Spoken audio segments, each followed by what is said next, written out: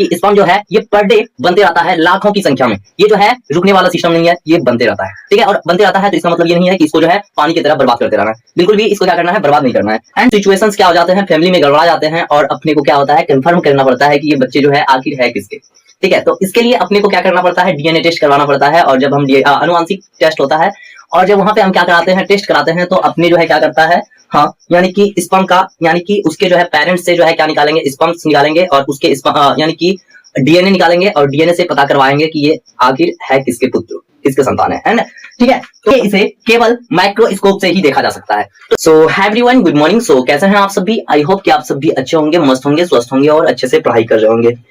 तो फाइनली आज हम बात करेंगे बायोलॉजी के बहुत ही इंपॉर्टेंट टॉपिक के बारे में, जो कि अपना टॉपिक आ जाता है क्या, स्पर्म। तो फाइनली हम स्पर्म के बारे में बहुत ही अच्छी बातें करने वाले हैं, जो कि खास करके बायोलॉजी के स्टूडेंट के लिए जो है बहुत बहुत बहुत अधिक इंपॉर्टेंट होने वाला है, ठीक है। तो आप सभी का बहुत अधिक बार कमेंट भी आया था कि ये स्पर्म क्या होता है, तो इसके बारे में हम बहुत ही निचोड़ कर, हाँ, कमेंट को निचोड़ कर वीडियो को लेके आ चुके हैं, ठीक है। तो फाइनली आप सभी यहाँ पे देख सकते हैं कि हमने बात करा है स्पर्म के बारे में, जो कि बहुत ही अच्छे तरीके से यहाँ पे क्या करा है, उसके बारे में लिखा है और आप सभी को समझाने का प्रयास किया है, ठीक है। तो चलिए देखेंगे हम क्या करे हैं, पॉइंट बनाए हैं और पॉइंट बाय पॉइंट को क्या करे हैं, बहुत ही अच्छे तरीके से हमने क्या करा है, लिखा है। तो फाइनली आप सभी देख सकते हैं कि आपके फर्स्ट पॉइंट में क्या है, आपके फर्स्ट पॉइंट में आ जाते हैं क्या, स्पर्म क्या होता है, क्या स्पर्म क्या होता है। तो फाइनली आप सभी को बताना चाहेंगे कि स्पर्म जो है बाबू, ये ह्यूमन, दैट मीन्स मेल के जनन तंत्र का, हाँ, प्रजनन तंत्र का एक ऐसा चीज है जिससे क्या कर सकते हैं, हम जीवन को क्या कर सकते हैं, बढ़ा सकते हैं।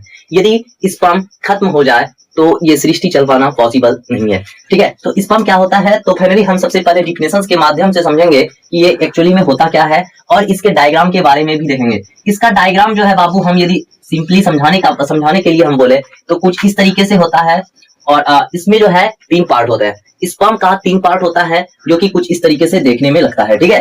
तो यहाँ पे हम सबसे पहले बात करेंगे क्या, स्पर्म यानी कि शुक्राणु, ठीक है। तो सबसे पहले तो आपको ये पता होनी चाहिए कि स्पर्म का ही नाम है दूसरा शुक्राणु। क्या, स्पर्म को हिंदी में बोलते हैं शुक्राणु, जो कि अंग्रेजी वर्ड अपना आ जाता है क्या, शुक्राणु को ही स्पर्म बोलते हैं और स्पर्म अंग्रेजी वर्ड है एंड हिंदी में उसको बोलते हैं शुक्राणु। तो यहाँ से आप देख सकते हैं स्पर्म यानी शुक्राणु पुरुष की प्रजनन कोशिका होती है। क्या होती है, प्रजनन कोशिका होती है। क्या, प्रजनन कोशिका होती है, कोशिका होती है। इसका मुख्य काम महिला के अंडाणु को निषेचित करना होता है, ठीक है, जिससे नया जीवन शुरू होता है। तो यहाँ से अपने को समझ में ये आता है, यदि स्पर्म जो है महिलाओं के अंडाणु को निषेचित ना करे तो ये जो है नए जीव का उत्पत्ति नहीं होगी, और जब नए जीव का उत्पत्ति नहीं होगा तो क्या हो जाएगा, ये सृष्टि जो है पूर्ण रूप से बंद हो जाएगी, ठीक है। तो यहाँ से अपने को पता चलता है कि स्पर्म जो है ये कितना इंपॉर्टेंट है इस सृष्टि को चलाने के लिए, इस दुनिया को चलाने के लिए स्पर्म का कितना बड़ा भूमिका है, ठीक है। तो आपने क्या करा, फर्स्ट पॉइंट को देखा जो कि कुछ इस तरीके से था, एंड सेकंड पॉइंट को हम देखने वाले हैं,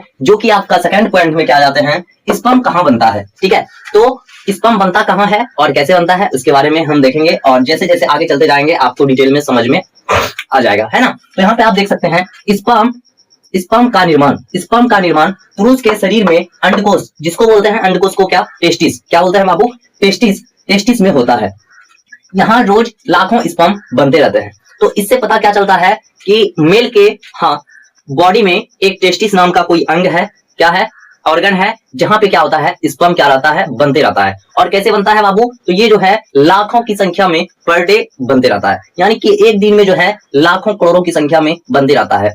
अब ये लाखों की संख्या में बनते रहता है तो इसका तात्पर्य ये नहीं होगा कि आप जो है इसे बर्बाद करते जाओ, इसको जो है बर्बाद नहीं करना है, इसको जितना आप बचा के रखोगे उतना जो है आपको क्या मिलने वाला है, इससे जो है लाभ मिलेगा, इससे हानि नहीं होगी, लाभ ही लाभ मिलेगा। अब लाभ क्या मिलेगा, तो इनके जो है बहुत सारे लाभ होते हैं, इसके ऊपर हम क्या करेंगे, एक अलग से वीडियो बनाएंगे यदि आप सभी का चॉइस होगा तो, ठीक है। एंड हम नेक्स्ट को क्या कर सकते हैं, नेक्स्ट पॉइंट को देख सकते हैं। तो हमने क्या करा, सेकंड पॉइंट को देखा और सेकंड पॉइंट में अपने को समझ में आया कि स्पर्म जो है ये पर डे बनते रहता है लाखों की संख्या में, ये जो है रुकने वाला सिस्टम नहीं है, ये बनते रहता है, ठीक है। और बनते रहता है तो इसका मतलब ये नहीं है कि इसको जो है पानी की तरह बर्बाद करते रहना है, बिल्कुल भी इसको क्या करना है, बर्बाद नहीं करना है। एंड नेक्स्ट क्वेश्चन को आप देख सकते हैं, स्पर्म का आकार, इसका जो आकार है वो किस तरीके का होता है और कितना हाइट का होता है, कितना लंबाई का होता है, तो फाइनली हम बात करेंगे उसके बारे में। तो यहाँ पे आप सभी देख सकते हैं शुक्राणु बहुत ही छोटा होता है। क्या होता है? स्पर्म बहुत ही छोट साइज का होता है। अब छोट साइज का होता है तो कितना साइज का होता है, तो चलिए हम आगे पढ़ेंगे और जानेंगे। एक शुक्राणु की लंबाई लगभग 0.05 मिलीमीटर, दैट मीन्स माइक्रोमीटर होता है, इसलिए इसे केवल माइक्रोस्कोप से ही देखा जा सकता है। तो इससे अपने को पता बस ये चलता है स्पर्म का लंबाई 0.05 माइक्रोमीटर होता है, जिसको हम नंगी आंखों से देख ही नहीं सकते हैं। उसको देखने के लिए अपने को सिर्फ और सिर्फ माइक्रोस्कोप से ही उसको हम क्या कर सकते हैं, देख सकते हैं। यदि अपने पास माइक्रोस्कोप नहीं है तो हम स्पर्म को नहीं देख सकते हैं। ठीक है, तो आपने क्या करा, थर्ड पॉइंट को भी बहुत ही अच्छे तरीके से क्या करा, देख लिया। एंड नेक्स्ट क्वेश्चन को आप देख सकते हैं, स्पर्म की संरचना कैसी होती है। तो यहाँ पे हमने लिखा है बाबू, एक स्पर्म के मुख्य 3 भाग होते हैं। कितने? मुख्य 3 भाग होती है। क्या देखा है, एक स्पर्म की मुख्य 3 भाग होती है, जिसमें हमने क्या करा है, एक में लिखा है head and middle and tail. Head, middle and tail, that means सर और मध्य और पूंछ। स्पर्म जो होता है ये 3 भागों में बटा होता है, जिसको फर्स्ट वाले भाग को बोलते हैं हेड, मतलब सिर बोलते हैं उसको, सर बोलते हैं, एंड नेक्स्ट वाले को बोलते हैं मध्य भाग, एंड लास्ट में आता है आपका पूंछ भाग। ठीक है, हेड, मिडिल एंड टेल। तो बाबू हम आप सभी को कंफर्म कराना चाहेंगे कि हेड वाला भाग जो होता है फाइनली उसका काम क्या होता है, एंड मिडिल पार्ट जो होता है उसका काम क्या होता है, and last part that means tail जो होता है उसका काम क्या होता है। तो यहाँ पे हमने क्या करा है, बहुत ही अच्छे तरीके से इसके बारे में समझाया है।